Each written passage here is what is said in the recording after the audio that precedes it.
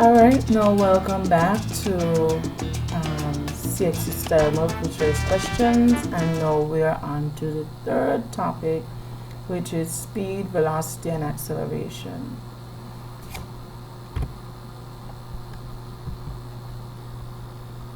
Alright, so question 1. Like I said, I don't think I said it, but I'm gonna distribute the questions differently now. I'm not gonna be using the program I used before. I'm going to be using PowerPoint. I had it in Word. Word didn't seem to be doing well with the video in showing it or trying to get you to understand, so I'm going to do it into PowerPoint. So here goes. I'm going to read the questions.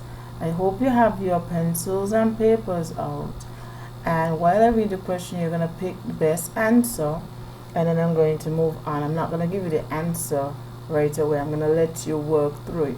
So make sure you have your pencils, papers, pens, calculators around you, something, and let's get to it. So you could pause while you look for your stuff, or if you want, you could just listen to me read the questions. So, question 1.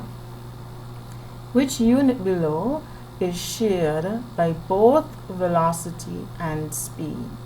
A, meters per second squared, B, meters seconds, C, meters per second, and D, second per meters. 2. Which of the following quantities below is a scalar quantity? A, speed, B, acceleration, C, displacement, and D, velocity. Just remember, you could pause the video and answer. What is the speed of an ant that covers 2 meters in 30 seconds? A, 0.07 meters per second, B, 50 meters per second, C, 60 meters per second, or D, 0.13 meters per second. Question 4. A vector quantity has both dash and direction. A, amplitude, B, gratitude, C, magnitude, D, aptitude. Question 5. An athlete who runs 1500 meters in 4 minutes has an average speed of dash meters per second. A, 375 meters per second, B, 0.003 meters per second, C, 6,000 meters per second, D, 6.25 meters per second. Okay, so the item which we have here on the left refers to questions 6, 7, 8, and 9. So you need to look at the item closely and answer the questions which follow now. So, according to the graph, the initial velocity of the object is A, 0 meters per second, B, 40 meters per second, C, 5 meters per second, D, 20 meters per second. 7. The object has a final velocity of A, 0 meters per second, B, 40 meters per second, C, 5 meters per second, D, 20 meters per second. 8. The distance covered by the object is 5 meters, 40 meters, C, 100 meters, or D, 150 meters. 9. The acceleration of the object is 4 meters per second, 10 meters per second, 5 meters per second squared. So my bad, so let me go again. A, 4 meters per second squared, B, 10 meters per second squared, C, 5 meters per second squared, or D, 40 meters per second squared. Questions 10 and 11. It says the item below refers to questions 10 and 11. A ball is dropped from the top of a door frame 10 times. Its drop is timed and recorded each time to determine the height of the door. According to the information given, the average time for the ball's drop would be A, 61 seconds, B, 6.1 seconds, C, 0.61 seconds, or D, 0.016 seconds. So taking gravity as 10 meters per second squared, the experimentally determined height of the door to two significant figures would be A, 1.89 meters, B, 1.8 meters, C, 2 meters, and D, 1.9 meters. Question 12. On Earth, lighter objects fall slower than heavier objects because of A, mass, B, wind resistance, C, the angle it's dropped from, and D, acceleration. Question 13. Newton's second law of motion states A, if a body A exerts a force on body B, then body B exerts an equal but opposite force on body A. B, a body stays at rest, or if moving, it continues to move with uniform velocity unless an external force makes it behave differently. C, energy cannot be created or destroyed, however, it can be transferred. And D, 1 Newton is defined as a force which gives a mass of 1 kilogram and acceleration of 1 meter per second squared, where force is equal to mass times acceleration. Question 14. A block of mass 4 kilograms is pushed along a table with a constant velocity by a force of 6 newtons. When the push is increased to 10 newtons, what is the acceleration? A, 1.0 meters per second squared, B, 2.5 meters per second squared, C, 40 meters per second squared, and D, 60 meters per second squared. 15. Skydivers experience terminal velocity when their A, weight is greater than their drag, B, drag is greater than their weight, C, weight is equal to their drag, or D, there is only drag. 16. What is the momentum of a 5 kilogram mass moving at 10 meters per second?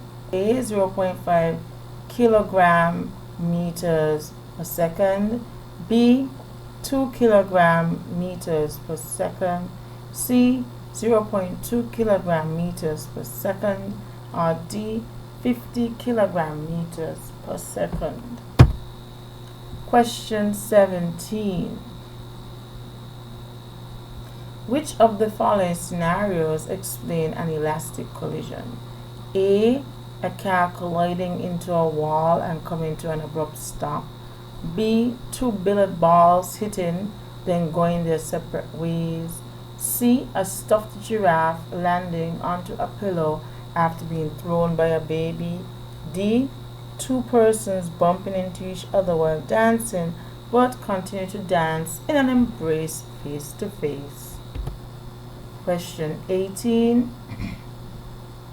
A boulder of mass 5 kilograms rolls over a cliff and reaches the ground below with a velocity of 30 meters per second. How high is the cliff? Take gravity to be 10 meters per second squared. A, 45 meters, B, 50 meters, C, 112,500 meters, and D, 22,500 meters. Question 9. So we have 2 more questions to go. The moon orbits the earth for approximately 30 days, while the earth orbits the sun for approximately 365 days. for approximately 365 days. What is the centripetal force that keeps both the Earth and the Moon in orbit? So, is it A, tension, B, friction, C, inertia, or D, gravity? A car rounds a bend due to the centripetal force of A, tension, B, friction, C, inertia, or D, gravity. So I hope you were able to find the answers, and now we're moving on into the actual scene of the answers just now. So make sure you answered everything, and let's move on together. If you have not yet answered everything, pause and then you can start again. So here are the answers. The answer for 1 is C, meters per second. So that is the unit both shared by velocity and speed. So C is your answer for 1. A is the answer for 2. Which of the following quantities below is a scalar quantity? It's A. And again, what is the speed of an ant that covers 2 meters in 30 seconds?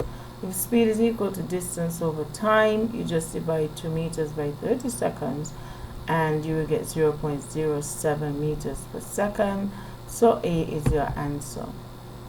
A vector quantity has both size and direction. Another word for size is magnitude. So C is your answer. An athlete who runs 1500 meters in 4 minutes has an average speed of dash meters per second.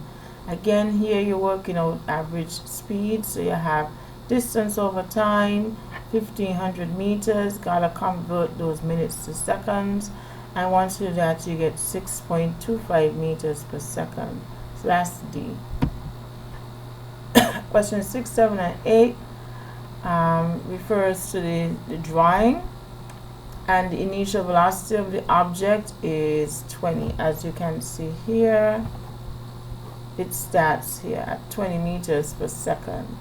The final velocity of the object is 40. The distance covered by the object is the area under the graph. How you do that? You look at the two shapes. The first shape is a triangle and the second shape is a rectangle. You find the area of the triangle and then you find the area of the rectangle in any order.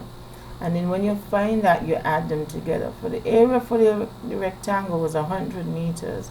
Well, the area for the triangle was 50 meters. If you notice, I subtracted 20 from 40, right? So that was the height between here and here. So the real thing would have been 20, not 40. And you get 150 meters for the distance traveled. And you know it's correct with the correct units here. Then the acceleration would be the gradient or the slope, and I have it shown here. And I picked 2 points, and 2 obvious points I picked with these because there are no lines in between here to help you pick different points. So for y1 I have 40 meters per second, x1 5 seconds, then y2 20 meters per second, and x2 0 seconds if you come down here. And then I just plug them in, y1 minus y2 over x1 minus x2, and we get 20 meters per second over 5 seconds, and that would eventually give us 10.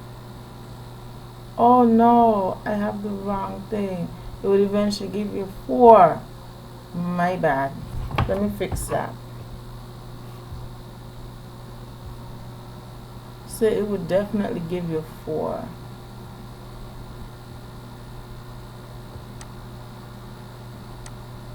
So 4. So A is the answer. A is the answer, not B. So 4. Okay, 4 meters per second squared. Yay. Alright, moving on. A ball is dropped from the top of a door frame 10 times. Its drop is timed and recorded each time to determine the height of the door. So the height of the door cannot be 61. It has to be a number that resembles these numbers. So it must be 0.6 or 0.5 something.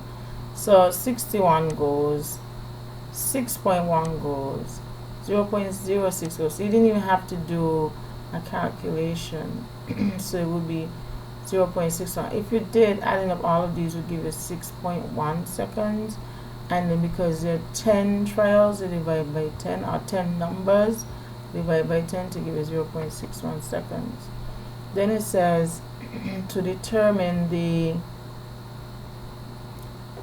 taking gravity as 10 meters per second squared, the experiment to determine height of the door to 2 sig figs would be, so you calculate that by using height equal to gravity times time squared over 2, and you would just multiply 10 by 0.61 times 0.61. You see that goes, and then you divide by 2. This down here, I don't know why it's not going, it's still showing up, it's weird. So you will get 1.86, but it says 2 sig fig. This is 3 sig fig right here, and this is 3 sig fig, so we're not using that. This is 2 sig fig, but that makes no sense. If a 6 is to the right of the 8, the 6 should bump up the 9, so this is gone. This is 1 sig fig with 2 here just being there, and this is the only one that's correct, 1.9 meters. So D is your answer. On Earth, lighter objects fall slower than heavier objects because of none other than wind resistance, right? So mass doesn't determine the acceleration of the fall. Wind resistance does. Newton's second law of motion states if a body A exerts, nope. A body stays at rest once, nope. Energy, nope. So this is the third law. This is the first law. This one is the the principle of energy of conservation, and so this would be it. Force equals to mass times acceleration. So D is your answer. Question 14. A block of mass 4 kilograms is pushed along a table with a constant velocity by a force of 6 newtons. When the push is increased to 10 newtons, what is the acceleration? So we find the difference in the force, and we're going to get 4 newtons, okay, and then we divide using F equals to ma. We solve for A, we have F over m, and we end up with 4 newtons divided by 4 kilograms to give you 1 newton per kilogram. A newton per kilogram is actually equivalent to a meter per second squared, and so A will be our answer. Question 15. Skydivers experience terminal velocity when their weight is greater than their drag? No. When their drag is greater than their weight? No. When their weight is equal to their drag? Correct. That is when no net force is felt at all. So that will be 0. And the answer is C. Question 16. What is the momentum of a 5 kilogram mass moving at 10 meters per second? So momentum is equal to mass times velocity, and we're just dealing with one mass, and so we just multiply it to get 50 kilogram meters per second, and that gives us D as the answer. And it says, which of the following scenarios explains an elastic collision? Elastic collisions are those where objects hit, they meet each other, and then they bounce off. So a car colliding into a wall and coming to an abrupt stop? No. 2 billiard balls hitting, then going their separate ways? Yep, correct. A stuffed giraffe landing into a pillar after being thrown by a baby? It doesn't bounce off, so that's not one.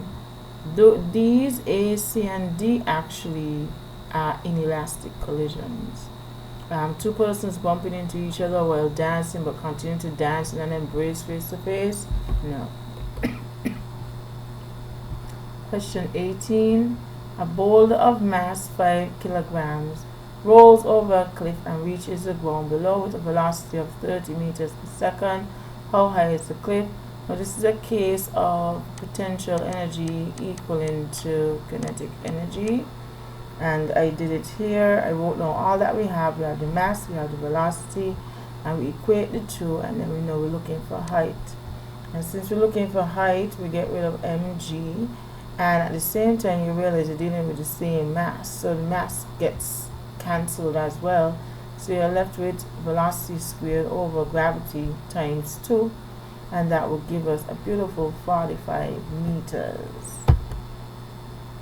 Question 19. The moon orbits Earth for approximately 30 days, while the Earth orbits the Sun for approximately 365 days.